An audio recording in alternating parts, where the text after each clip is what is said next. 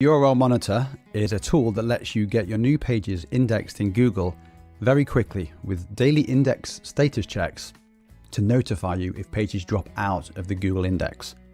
The more high quality pages you have indexed, the more impressions and traffic you can get. So once you sign up with your Google account, the list of all the sites will be pulled into the dashboard from Google Search Console. Let's start by enabling diamond size chart. So as you can see, once that's enabled, a few other options appear. We're going to ignore grant access and auto index for now and just head to details. When you first activate a site, we fetch the sitemaps and pages from Google Search Console, and you'll see the table update here as we get them. If you don't have a sitemap, you can manually add pages by clicking the Add Pages button at the top.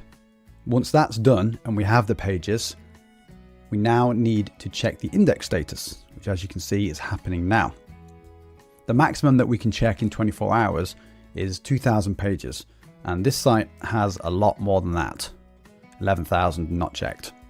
In a future video, I'll show you how you can get around that limit, but for now, it's okay. This can take a few minutes to process, so we'll wait for that, and then I'll come back and show you what happens next. For large sites like this one, we can't check all of the pages in one day. So what we do is fetch analytics data from Search Console to see which of the unchecked pages have had impressions in the last 30 days. If they've had impressions, then we can assume that they're likely indexed and are being seen in Google results. So these are shown in the table with this green check mark here. And if you hover over, it will tell you how many impressions this page has had in the last 30 days, which is 4 impressions. So even though we haven't checked it, we can assume this is indexed. And you'll see in the stats over here, we can include the number of index pages that are likely indexed. Eventually, these pages will also be checked so that we can confirm that yes, they are indexed, or no, they're not. Once the jobs have all completed, you can now filter these results to find pages that you're interested in. For example, not indexed pages. We also bring in some health checks to give you information on pages that might not be able to get indexed so that you can fix them. It will tell you what sitemap this page is in, the last time we checked it, the last time it was crawled by Google, and if we have information about the Google and user selected canonical, that will be there. If it's blocked from indexing, that will be there. And if Google's had issues fetching the page, that will be here. For these pages, we don't have any information from Google right now, but you can filter those here. If we go back to the sites page, you'll see this red box under grant access. Before we can actually index pages, you need to add our accounts as an owner to your Google Search Console property. So if I click it, each of these accounts allows you to submit up to 200 URLs a day for indexing. Just click the button to copy the email address, then click this link here, and it will take you straight to your Google Search Console property to add it. So if I add this here, it needs to be owner permissions. Any other permissions and it just won't work. So it has to be owner. You can also remove access at any time by simply deleting that user from your Search Console account. And when that's added, hit refresh or check status, and it will change to active. We can close that now, or you could add a second one to enable 200 more pages to be indexed, but we'll close that for now. If you enable the auto index option here, we'll automatically submit any URL that's not currently indexed up to the limit of the accounts that we just added.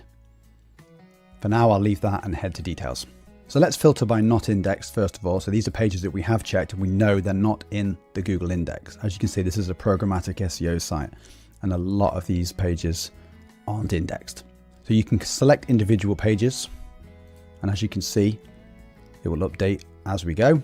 You can also select the entire page of results, which will be 25, or you can select the maximum of 200. So if you click that, we can now click here to submit 200 pages for indexing. When we do that, off they go. Now we can change the filter to submitted, and we'll see these pages here, and it will tell us when they were submitted. And there's obviously a date here as well. So it's sending them over now. to be indexed. Great. So now on the service account, the quota for the day is 0. We've used those pages.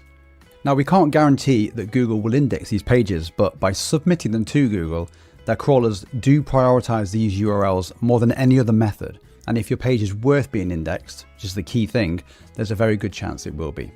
And that's it. The goal of URL Monitor is not just to submit pages to Google for indexing.